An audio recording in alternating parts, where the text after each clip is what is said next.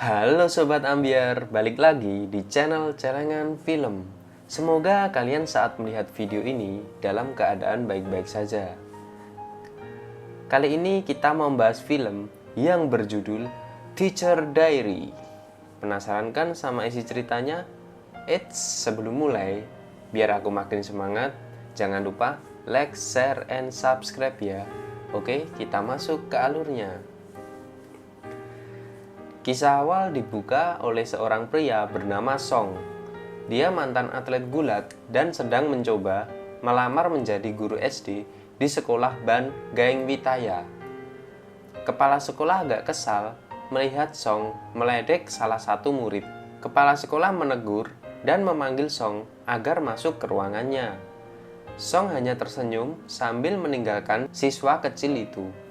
Di ruang kepala sekolah, seorang wanita yang bernama An kesal karena kepala sekolah menilai dirinya sebagai guru yang buruk hanya gara-gara dirinya memiliki tato 3 bintang di tangannya. Kepala sekolah mengamati Song sambil melihat-lihat foto Song ketika masih menjadi atlet.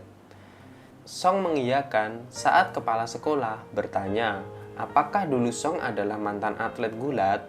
An masih kesal. Tapi kepala sekolah bersikeras agar An menghapus tatonya bila masih ingin menjadi guru. Tapi An menolak. Song dan An adalah dua orang calon guru yang terpisah oleh waktu. Tapi mereka memiliki tujuan yang sama, yaitu sekolah rumah kapal yang ada di daerah terpencil. Sedangkan An pergi bersama sahabatnya yang bernama Gigi dengan menyewa mobil yang dikendarai oleh seorang pria. Mereka sampai di ujung danau dan supir menyarankan agar mereka melanjutkan perjalanan dengan perahu. An dan Gigi pergi dengan menumpang perahu yang dikendalikan oleh seorang ibu yang sabar. Sedangkan Song menumpang perahu yang dikendalikan oleh pria tua yang bernama Paman Bunmi. Beliau sangat bawel dan bertanya macam-macam hingga membuat Song jutek.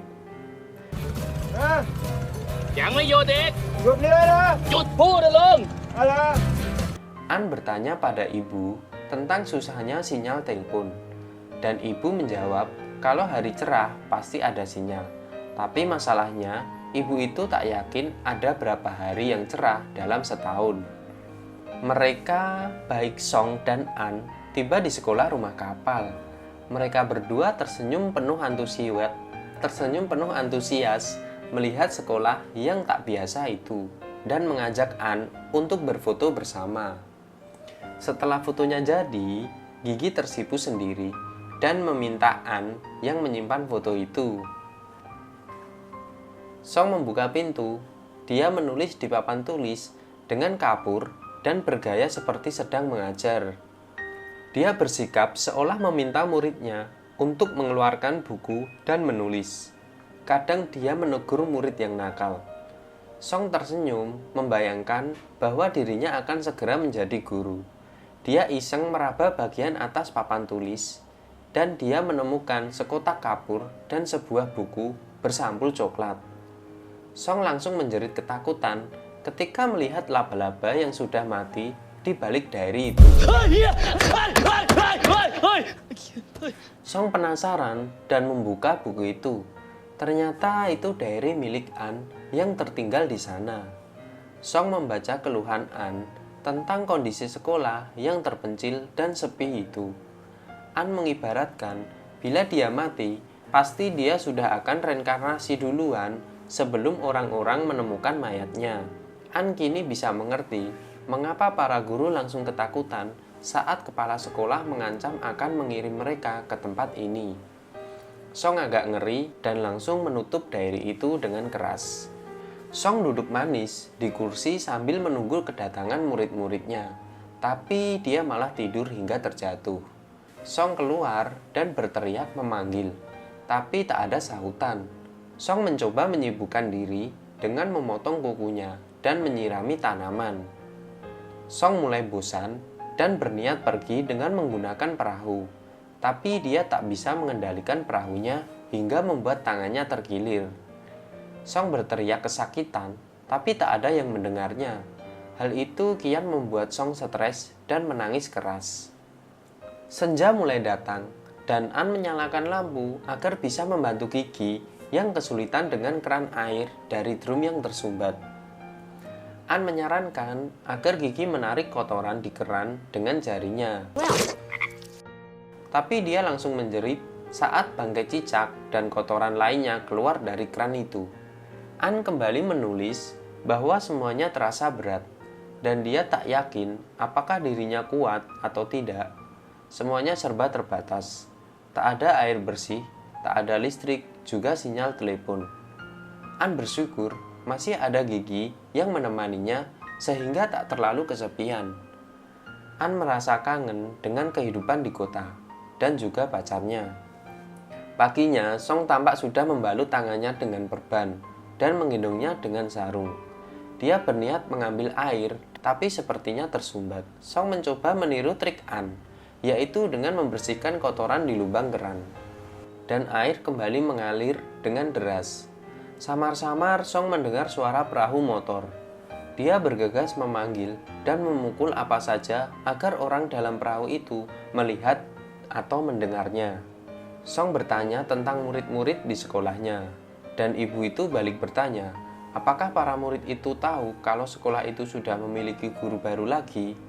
Akhirnya ibu itu bersedia mengantarkan Song pergi menemui para murid agar mau datang ke sekolah lagi. Song berkeliling dan berhenti di sebuah rumah. Seorang ibu muncul sambil mengajak anaknya. Song mendapatkan satu murid dan kembali berkeliling sambil berteriak mengabarkan bahwa sekolahnya kembali buka. An dan Gigi mulai sekolah mereka dengan mengadakan upacara bendera bersama 7 orang murid. Di dalam kelas, Gigi menyarankan agar mereka membagi murid dan An setuju. Dia minta Gigi mengajar murid yang masih kecil, sedangkan An mengajar murid yang lebih besar. An mulai memperkenalkan diri sambil bergaya, dan dia meminta Gigi untuk melakukan hal yang sama. Cici, Cici.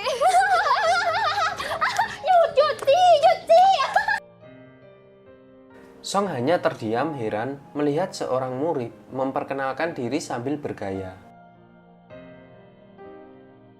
Song bertanya, mengapa memperkenalkan diri sambil bergaya? Muek beralasan bahwa hal itu memudahkan dalam mengingat. Song pusing melihat mereka ribut sendiri, dan akhirnya berteriak agar mereka diam. Song meminta mereka kembali duduk dan mengerjakan tugas. Song beralasan ingin keluar sebentar untuk menelpon dengan minta ditemani oleh Gao. Song tak bisa mendapatkan sinyal. Gao mengeluh karena sudah beberapa kali ini berputar dan bensin juga mulai menipis. Song heran saat masuk dalam kelas. Tak ada siapapun. Ternyata anak-anak sedang berenang sambil memanggilnya. Song kesal dan meminta mereka untuk kembali. Song khawatir terjadi sesuatu pada mereka, tapi mereka beralasan bahwa sudah terbiasa berenang. Song marah dan menghukum mereka. Muek kesal dan mengatakan bahwa Bu An tak pernah memukulnya. Song lalu marah karena mereka selalu membahas tentang Bu An, padahal hanya ada dirinya. Bila mereka memang tak mau diajari oleh dirinya, maka mereka tinggal bilang dan dia akan pergi. Malamnya mereka makan bersama dalam diam, dan setelah keempat muridnya tidur, Song melamun sambil melihat video yang dibuatnya saat masih bersama pacarnya. Song tersenyum masam, dia kangen dengan kehidupan lamanya di kota saat masih bersama pacarnya. Hari terus berlalu, dan kini tiba waktunya anak-anak untuk pulang dengan dijemput orang tuanya. Song memanfaatkan waktu libur untuk pergi ke dokter. Dia ingin memeriksakan tangannya yang masih bengkak. Di waktu yang lalu, An juga pergi ke dokter dengan ditemani pacarnya yang bernama Nui. Nui langsung meminta dokter memeriksa An, dan An merasa kurang nyaman karena Nui agak bawel. Nui menumpahkan kekesalannya pada An yang keras kepala. Dia ingin An menuruti kemauannya, tapi An tak mau. Nui kembali mengungkit bahwa An lebih mementingkan tato daripada dirinya. Padahal dulu dia sudah melarang An untuk membuat tato. An kesal karena merasa Nui terpaksa berpacaran dengannya. An menantang agar mereka putus saja. Nui kian kesal karena An selalu mengulangi hal yang sama. Nui memilih pergi meninggalkan An. Song pergi mengunjungi pacarnya yang bernama Nam. Di tengah jalan, dia melihat Nam dibonceng oleh seorang pria dengan menggunakan motor miliknya. Song membuntuti mereka dan menunggu di lobi apartemen hingga pria itu keluar. Song langsung menubruk pria itu dan kabur menuju kamar Nam. Song marah dan Nam balik memarahi Song yang tak punya masa depan. Dan dia ganti membahas tentang motornya yang dipakai orang lain. Nam kesal dan melemparkan kunci motornya. Dengan tangan yang diperban, Song pergi mengendarai motornya menuju sekolah rumah kapal sambil menangis. Ternyata setelah bertengkar dengan Nui, An juga kembali ke sekolah rumah kapal. Dia menumpahkan kekesalannya dengan menulis diary. Song kembali dengan menumpang perahu milik paman Bunmi. Song berbaring di kelas sambil berteriak kesal. Dia menengadah dan kembali melihat buku bersampul coklat milik An. Song meraih buku itu dan membolak-balik setiap halamannya. Song merasa ada kesamaan antara dirinya dan An dalam masalah cinta.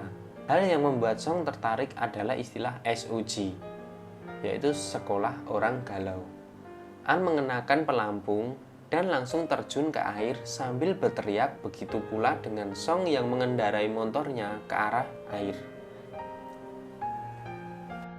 Song mengisi liburnya dengan terus membaca diary An. Bahkan saat sedang di toilet, Song membolak-balik buku itu dan dia kaget sekaligus tertarik membaca salah satu pengalaman An yang dianggap mengerikan. Saat itu Gigi ingin pipis dan langsung ke kamar mandi sedangkan An sedang mengajar. Tiba-tiba Gigi berteriak histeris sambil menangis. An dan para murid bergegas menghampiri Gigi. Gigi yang masih syok hanya menunjuk ke arah toilet. Mereka berdua kaget karena melihat mayat di bawah toilet. An memberanikan diri menarik mayat itu sebelum memanggil warga setempat. Song bergidik ngeri dan langsung bergegas keluar dari toilet. Seorang biksu mendoakan anak-anak agar tak ketakutan dan seorang pria menghampiri An. Pria itu menjelaskan bahwa setiap musim hujan biasanya selalu ada mayat yang tersangkut. An heran melihat Gigi yang masih dengan wajah ketakutan muncul dengan membawa semua barangnya. Dia mengaku sudah tak tahan dan ingin pergi. Dia berniat mengajak An, tapi An tak mau karena sayang pada anak-anak. Gigi tak memaksa dan dia pergi sendiri. An tidak pernah menyangka bahwa tato yang dimilikinya berupa 3 bintang membuatnya terdampar sejauh ini. Malamnya, An kembali menulis bahwa dia tak akan menyerah. Saat sedang asik menulis, semua anak datang padanya dengan alasan takut dengan hantu. Song kian terinspirasi setelah membaca diary itu. An kembali ke daratan dan dia agak kesal melihat Nui datang menjemputnya. An kembali bersikap ketus, tapi Nui malah melunak dan tak akan membahas tentang sekolah kapal lagi. An tersenyum senang dan bersikap manja pada Nui. An berjanji bahwa setiap Senin sampai Jumat, dirinya akan berusaha menjaga diri sendiri dan bila Sabtu dan Minggu, maka tugas Nui untuk menjaganya. An kembali optimis. Kini hubungannya dengan Nui telah membaik dan dia yakin bisa terus bertahan walaupun harus mengajar 7 murid sendirian. An menggunakan trik baru agar muridnya tak bosan. Dia meminta mereka mengerjakan soal di papan dan siapa yang berhasil menjawab dengan cepat dan benar maka akan mendapatkan tanda bintang di tangannya seperti milik An. Song mencoba meniru gaya mengajar An, tapi keempat muridnya tak ada yang bergerak maju ke arah papan tulis. Song bingung dan membujuk Muek untuk belajar mengeja. Muek malah menyebut ular sambil menunjuk ke arah belakang Song. Song mengira Muek hanya bercanda. Song menoleh dan langsung kabur ketika melihat ular berwarna hitam putih di belakangnya. Anak-anak berteriak panik dan naik ke atas meja sambil berteriak minta tolong pada Song. Song memberanikan diri untuk membunuh ular itu. Dia mengambil sebuah kursi dan berniat memukul ular itu, tapi Song histeris saat kursinya hancur sebelum waktunya.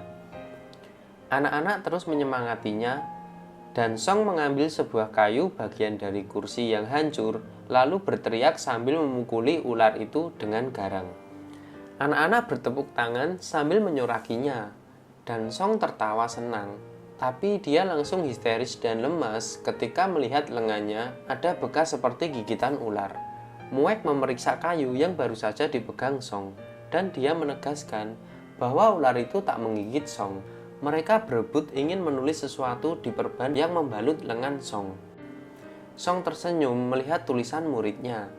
Mereka menulis Pak Song keren. Song dan keempat muridnya sedang bermain gulat di atas kasur yang dijemur. Song sedang mengamati tiang kayu yang digunakan An dan muridnya sebagai pengukur tinggi badan. Dan dia memberi tanda sebagai salam perkenalan seolah tiang itu adalah An. Song memiliki ide dan meminta keempat muridnya untuk mencari barang milik orang lain yang tertinggal di tempat ini.